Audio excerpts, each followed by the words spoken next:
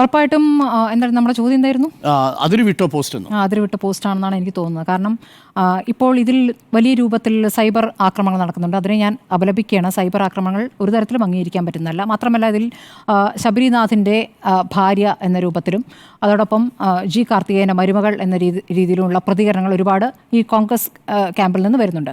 ആ നിലയ്ക്ക് മാത്രമാണോ അവരെ കാണുന്നത്? അവരൊരു IAS ഉദ്യോഗസ്ഥയാണ്, അവർ സ്വതന്ത്ര വ്യക്തിയാണ് എന്ന രൂപത്തിൽ കാണുമ്പോഴും ഒരു IAS ഉദ്യോഗസ്ഥ എത്രത്തോളം സ്വതന്ത്രയാണ് എന്ന ചോദ്യത്തിലേക്കാണ് ഞാൻ ഊന്നുന്നത്. അത്ര സ്വാതന്ത്ര്യമില്ല എന്നുള്ളതാണ് സർവീസ് ചട്ടം പറയുന്നത്.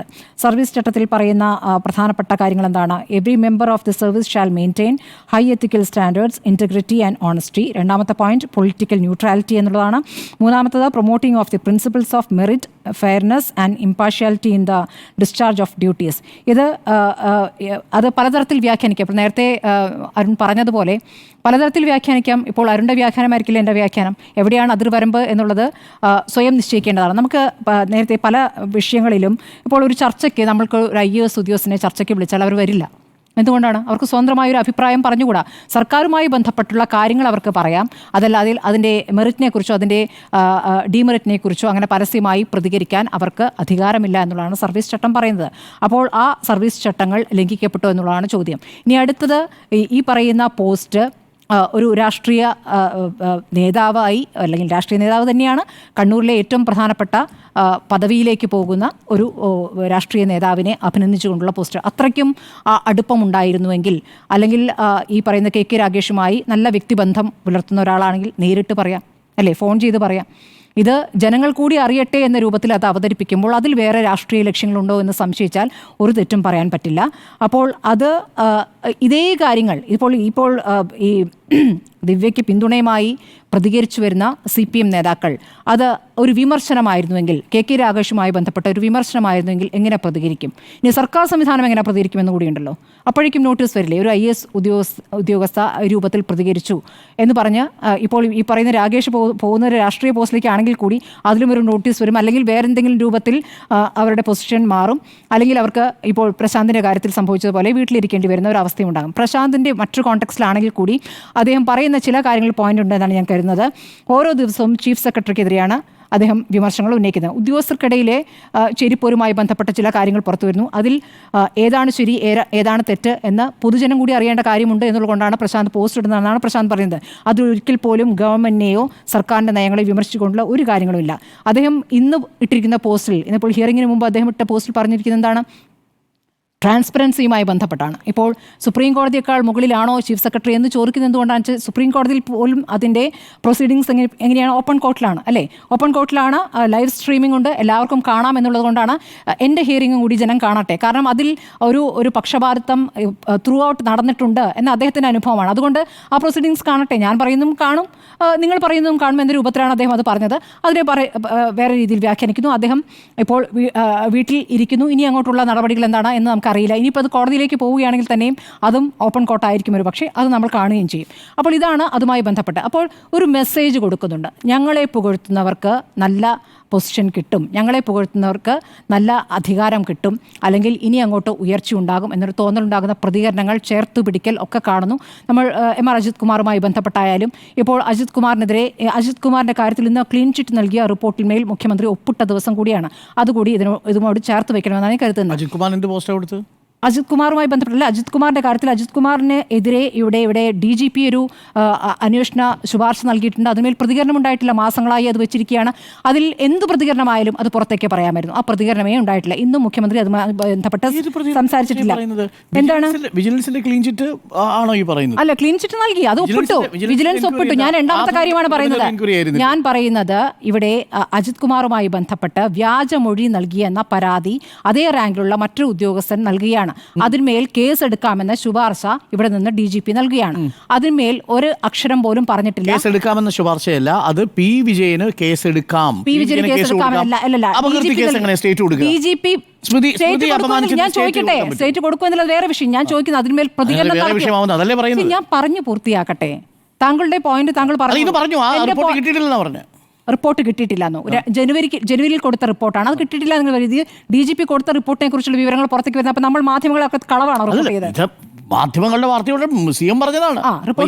അപകീർത്തി കേസിൽ MR അജിത് കുമാർ RSS നേതാക്കളുമായി കൂടിക്കാഴ്ച നടത്തിയതിനെ കുറിച്ച് മുഖ്യമന്ത്രി പ്രതികരിച്ചിട്ടുണ്ടോ? എന്താ കൃത്യവിലോപമാണ്, അതിന്റെ പേരിൽ അദ്ദേഹത്തിന് നടപടി നേരിടേണ്ടി വരുമെന്നാണല്ലോ അദ്ദേഹം പറഞ്ഞിരുന്നത്. അതിന്റെ പേരിലല്ലേ അദ്ദേഹത്തിന് ചുമതലയുണ്ടായിരുന്ന ലാൻഡ് ഓർഡർ എടുത്ത് മാറ്റിയത്. RSS നേതാക്കളുമായി കൂടിക്കാഴ്ചയുമായി ബന്ധപ്പെട്ട് ഈ പ്രതികരിച്ചിട്ടില്ല മുഖ്യമന്ത്രി, പരസ്യമായി പ്രതികരിച്ചിട്ടില്ല. ഓർഡറാണ് എടുത്ത് മാറ്റിയത്. ഈ വിഷയത്തിൽ അദ്ദേഹം ഈ തൃശ്ശൂർ പൂരവുമായി ബന്ധപ്പെട്ട കാര്യത്തിൽ DGPയുടെ റിപ്പോർട്ടിൽ ഇദ്ദേഹത്തിനെതിരെയുള്ള തൃശ്ശൂർ പൂരം എന്ന് പറഞ്ഞു. RSS നേതാക്കളുമായി കൂടിക്കാഴ്ചയുമായി ബന്ധപ്പെട്ട് തുടർച്ചയായ ചോദ്യങ്ങൾ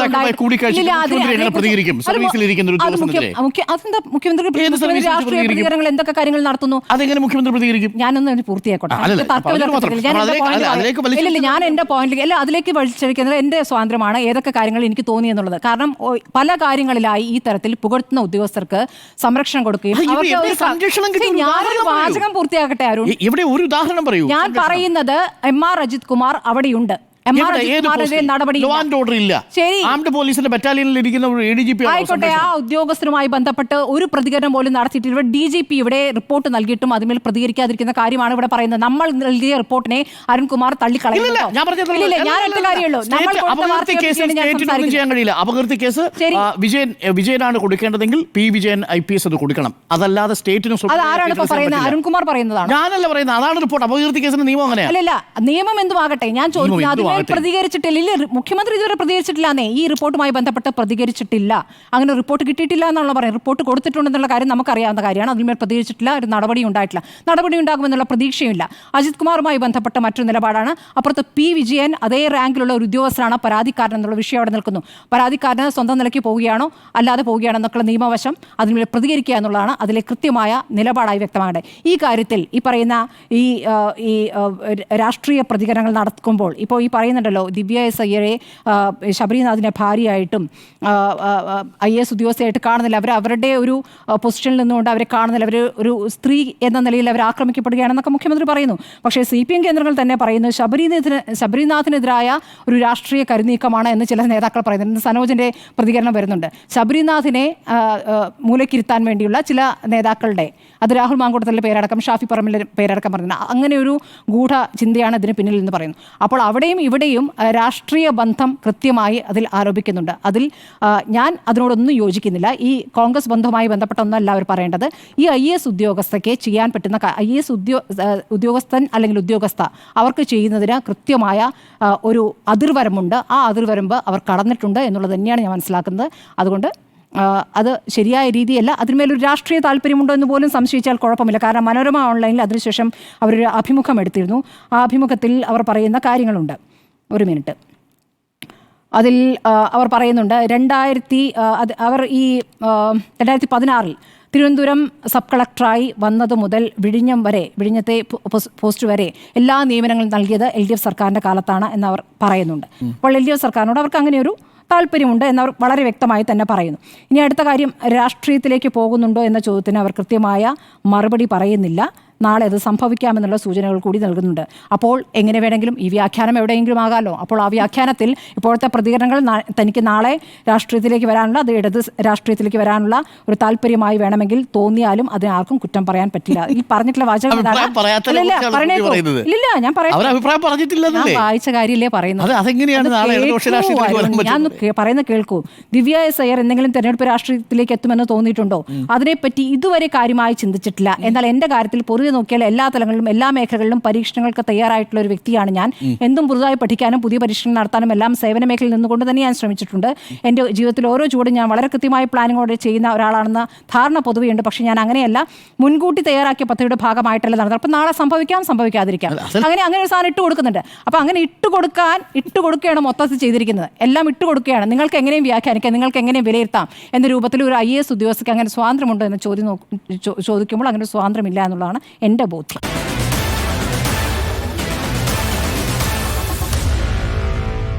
Meet the editors.